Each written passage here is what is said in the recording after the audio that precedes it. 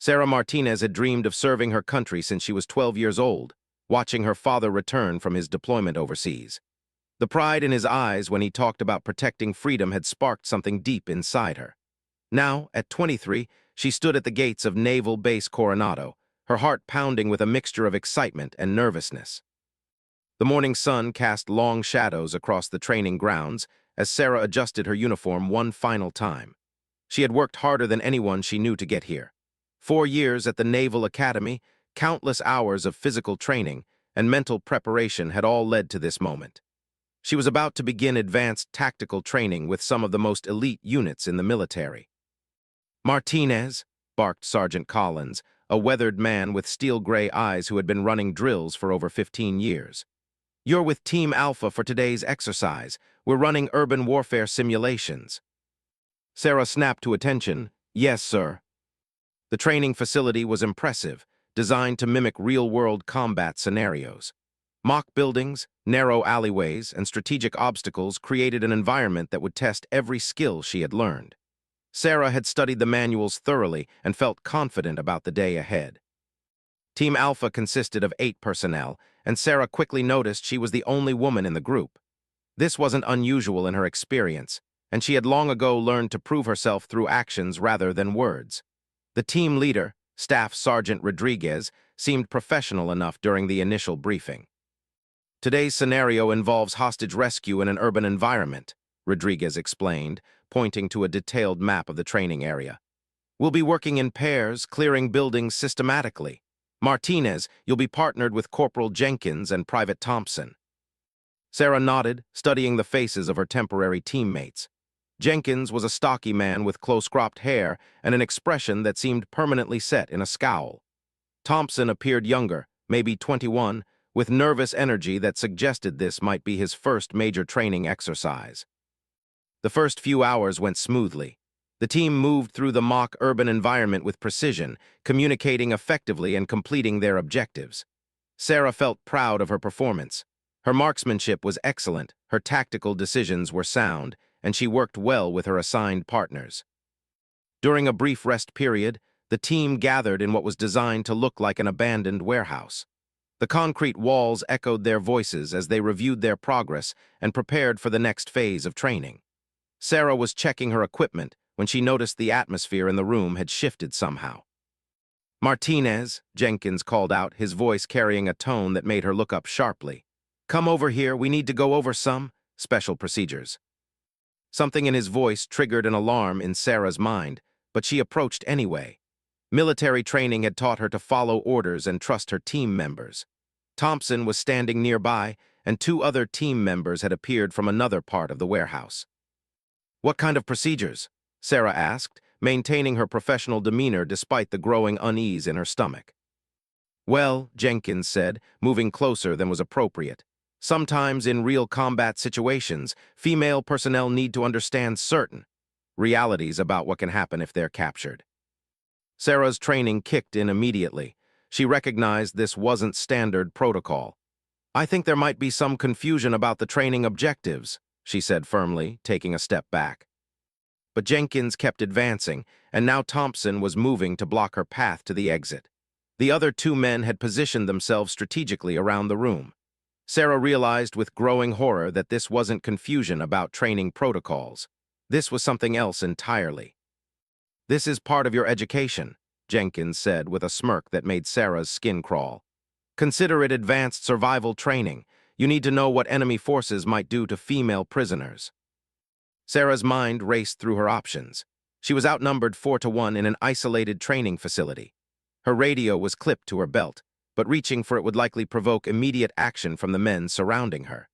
She had been trained in hand-to-hand combat, but taking on 4 larger, stronger opponents in an enclosed space would be nearly impossible.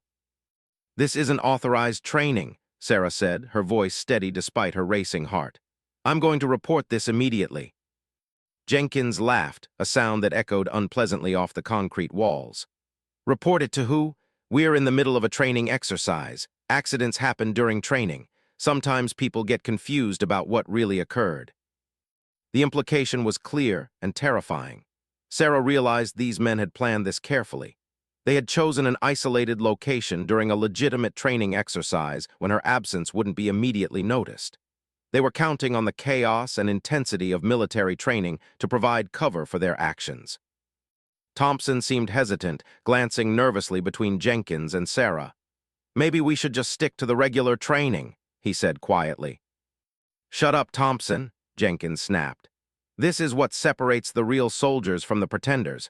She wants to play with the big boys. She needs to understand what that means." Sarah's training had prepared her for many dangerous situations, but not for being betrayed by her own teammates.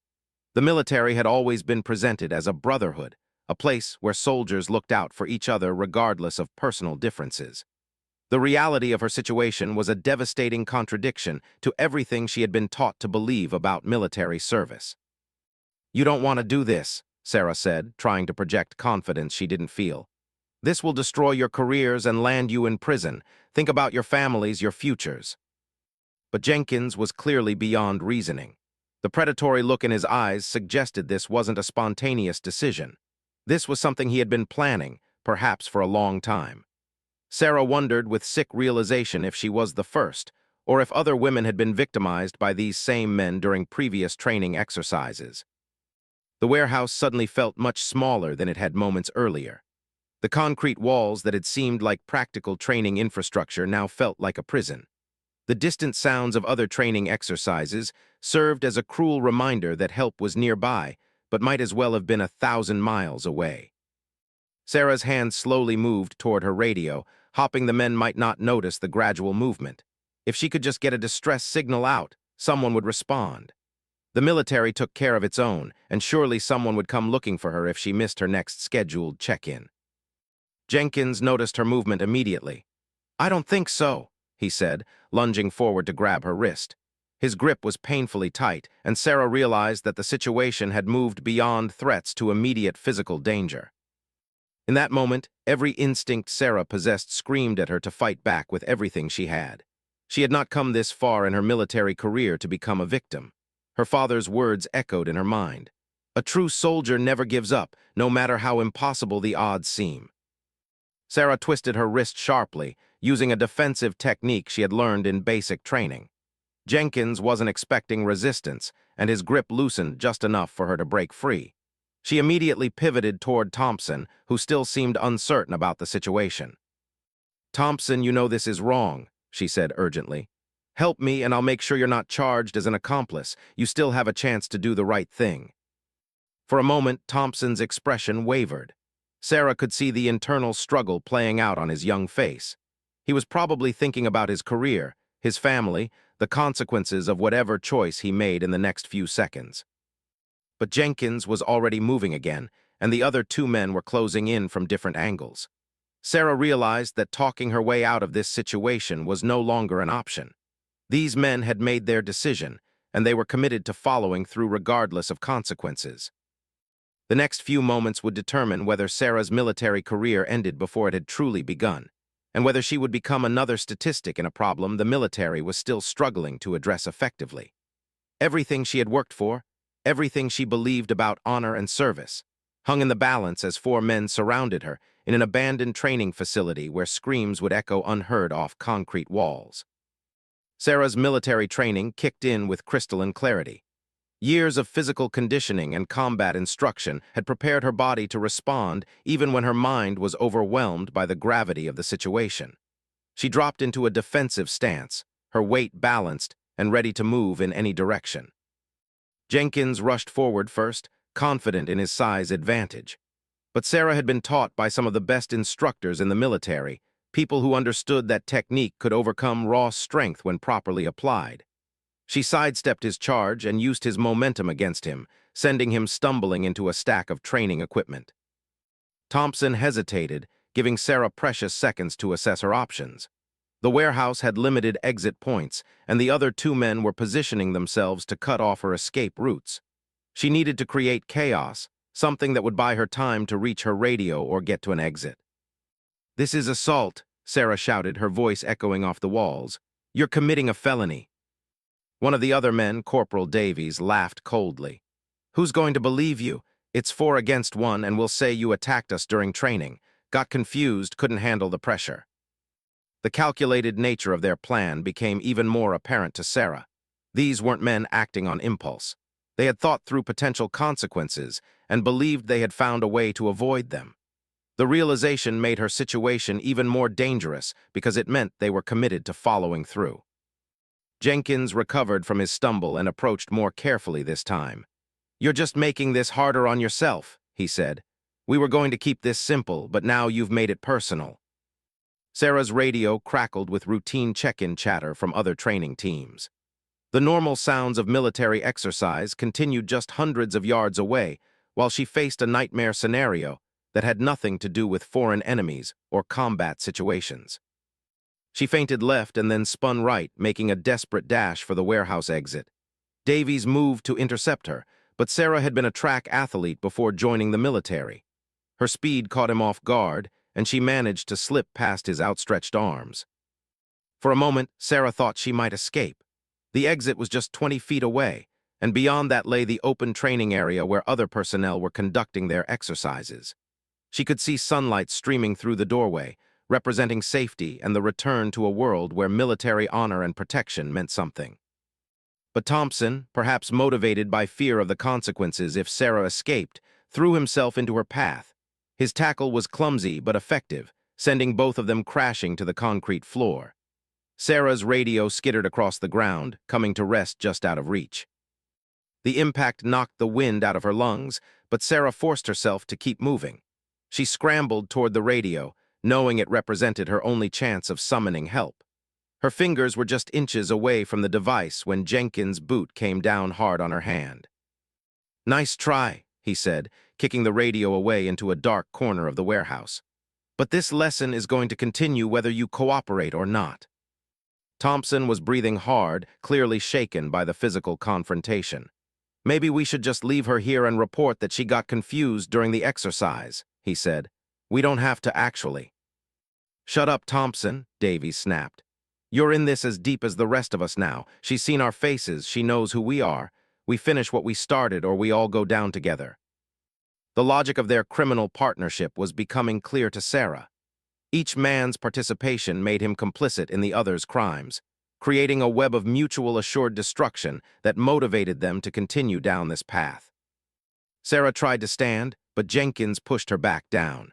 The concrete was cold and unforgiving beneath her, and she realized that her tactical situation had deteriorated rapidly. 4 men surrounded her, her radio was disabled, and the warehouse walls would muffle any sounds of struggle. "Last chance to make this easy on yourself," Jenkins said, unbuttoning his tactical vest. "You can pretend this is just part of the training exercise, have a good story about how tough military life can be, or you can keep fighting and make things much worse for everyone involved." But Sarah Martinez was not someone who had ever chosen the easy path. She had joined the military because she believed in something larger than herself. She had endured years of rigorous training because she wanted to serve her country with honor. She was not going to allow these men to destroy everything she had worked for without fighting back with every ounce of strength she possessed. "I'll never stop fighting," she said, her voice steady despite the terror of her situation. "And when this is over, you'll all spend the rest of your lives in prison." Davies laughed again, but Sarah noticed it sounded forced this time. Big words for someone who's completely helpless. The 4th man, who had been silent until now, finally spoke up. "This is getting out of hand," he said quietly. "Maybe we should think about what we're really doing here." "It's too late for second thoughts, Williams," Jenkins replied sharply. "We're all in this together now." But Sarah could see cracks forming in their group unity. Thompson was clearly having doubts, Williams seemed reluctant to continue, and even Davies appeared less confident than he had moments earlier. Only Jenkins seemed fully committed to following through with their plan. The sound of vehicles approaching in the distance caught everyone's attention. Training exercises involved constant movement of personnel and equipment, so the noise wasn't necessarily significant. But it reminded Sarah that the normal world of military duty continued just outside these walls, a world where honor and protection were supposed to mean something. Jenkins moved closer, and Sarah prepared herself for another physical confrontation. She had no illusions about her chances against 4 men, but she was determined not to become a passive victim. Every second she could delay their actions was another opportunity for something to change, for help to arrive, for one of them to come to their senses. "You know what happens to soldiers who assault their teammates?" Sarah asked, trying to buy time and plant seeds of doubt. "It's not just prison. It's dishonorable discharge, loss of all benefits, a criminal record that follows you forever. Your families will know what you really are." Thompson flinched visibly at the mention of family. Sarah pressed her advantage. "Thompson, you mentioned your sister at the academy. How do you think she'll feel when she finds out her brother is a sexual predator?" "Shut her up," Davy said, but his voice lacked conviction. The psychological pressure was starting to show on all of them except Jenkins. Sarah realized that while she couldn't overpower them physically, she might be able to exploit the moral conflict that was clearly affecting some of them. "Williams, you have a daughter, don't you?" Sarah continued. "Someday she might join the military. Is this the kind of environment you want to create for her?" Williams took a step back, his face pale. "This is insane," he muttered. "We're going to destroy our lives for this." "It's too late to back out now," Jenkins insisted, but for the first time he sounded uncertain. "She's going to report us anyway, at least this way." "At least this way you guarantee life in prison instead of just a reprimand for inappropriate behavior," Sarah interrupted. "Right now you could all walk away, claim it was a misunderstanding, a training exercise that got out of hand, but if you assault me there's no going back, ever." The vehicles outside were getting closer, and Sarah could hear voices calling out coordinates for the next phase of training exercises. The normal world of military duty was continuing its operations, oblivious to the criminal conspiracy unfolding in the abandoned warehouse. Thompson was backing toward the door now, clearly wanting to escape the situation entirely. Williams followed him, leaving only Jenkins and Davies between Sarah and potential freedom. The group was fracturing, just as Sarah had hoped. "Come on, Thompson," Davies called out. "Don't be a coward." But Thompson was already outside, and Williams was close behind. Sarah could hear their voices arguing in the distance, though she couldn't make out the words. The sound of approaching footsteps suggested that other personnel might be heading toward the warehouse. Jenkins realized his plan was falling apart. With half his accomplices gone and the possibility of discovery increasing by the minute, his confident demeanor finally cracked. "This is all your fault," he snarled at Sarah. "You couldn't just go along with the program." "The program?" Sarah stood up slowly, grateful to be off the cold concrete floor. "Sexual assault isn't part of any military program. It's a crime, and you know it." Davies was edging toward the exit now, clearly having second thoughts about the entire situation. "Jenkins, we need to get out of here before someone comes looking for us." The sound of boots on gravel outside was getting closer. Sarah could hear multiple voices now, suggesting that a group of personnel was approaching the warehouse area. Her heart began to beat with hope rather than terror for the first time since this nightmare had begun. "Radio check, Team Alpha," crackled a voice from the abandoned radio in the corner. "Report your status immediately." The official tone of the transmission seemed to snap everyone back to the reality of where they were and what they were supposed to be doing. This was a military training facility, not some lawless zone where criminal behavior could go unnoticed indefinitely. Jenkins looked around frantically, realizing that his window of opportunity was closing rapidly. The approaching voices were getting closer, and someone would undoubtedly investigate the warehouse soon. His face was a mask of rage and desperation as he looked at Sarah one final time. The warehouse door burst open with a force that sent echoes bouncing off the concrete walls. Sarah's heart leaped as she saw the familiar outline of a military uniform, but her relief turned to amazement when she recognized the insignia on the newcomer's chest.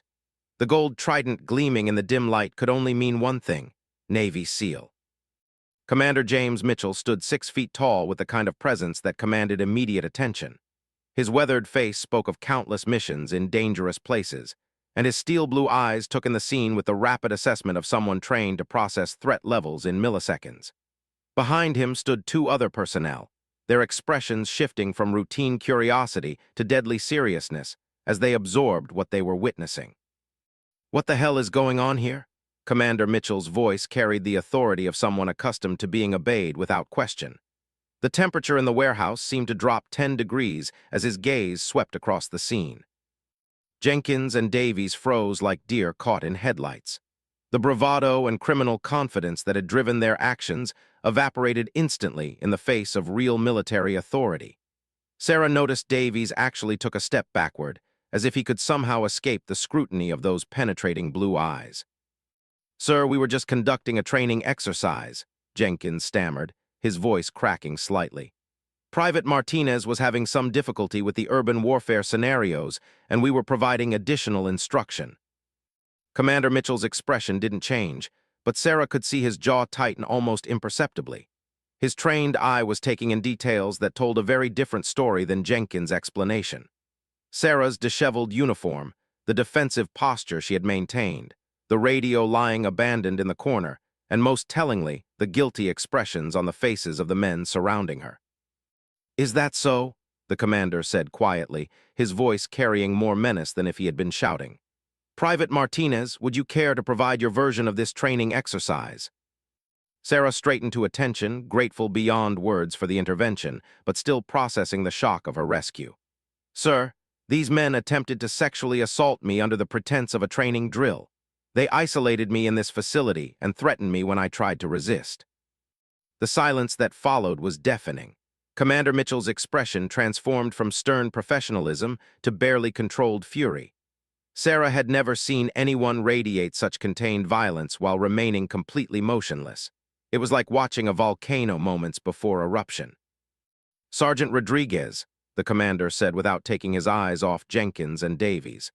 "Call base security immediately, full detail armed escort. I want these men in custody within 5 minutes." One of the men behind him immediately reached for his radio.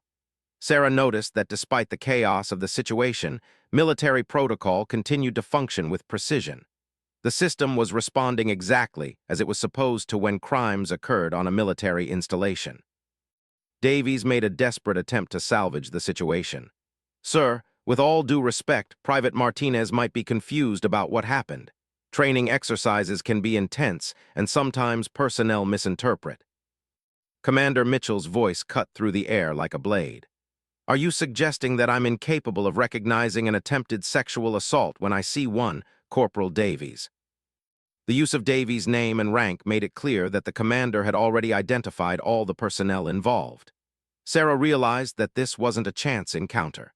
Someone had reported her team's failure to check in, triggering a search that had led directly to their location. "No, sir, I would never suggest," Davies began, but Mitchell raised a hand that silenced him instantly. "The only thing I want to hear from any of you is a full confession that will be used in your court-martial proceedings," the commander stated. "Anything else will be considered an attempt to obstruct justice, which will only add to your list of charges." Jenkins, realizing that their situation was hopeless, made one final desperate play. "Commander, you don't understand the full context here. This woman has been causing problems for weeks, making false accusations, disrupting team cohesion." The words died in his throat as Commander Mitchell took a step forward. The movement was small, but carried such implied threat that Jenkins actually stumbled backward. Sarah had never seen anyone project such controlled menace through simple body language. "Staff Sergeant Jenkins," the commander said, his voice now barely above a whisper but somehow more terrifying than any shout. "In my 20-year career, I have served with hundreds of female personnel. I have seen them perform with courage and distinction in combat zones around the world. The idea that any of them would fabricate sexual assault charges is not only statistically implausible but personally offensive to me." The sound of approaching vehicles indicated that base security was responding to the call. Sarah could hear multiple engines and the crisp sound of boots on pavement as a full security detail assembled outside the warehouse. "Moreover," Commander Mitchell continued, "I have reviewed Private Martinez's file. Her academic record, physical fitness scores, and performance evaluations place her in the top 5% of her class. The suggestion that she would fabricate charges to cover for poor performance is contradicted by every piece of objective evidence available." Sarah felt a surge of gratitude not just for the rescue, but for the fact that someone in authority had taken the time to actually review her record. Too often, she had heard stories of assault victims being dismissed or blamed for their victimization.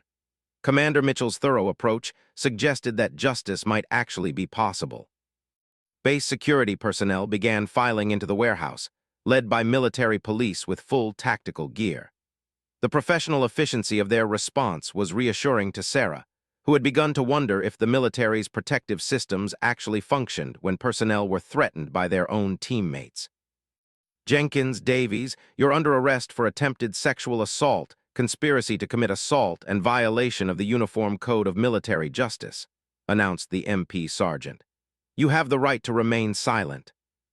As the Miranda rights were read, Sarah watched the faces of her attackers. Jenkins maintained a defiant expression, as if he still believed he could talk his way out of consequences. Davies looked like he was going to be sick, the reality of his situation finally sinking in. Commander Mitchell approached Sarah while the arrests were being processed.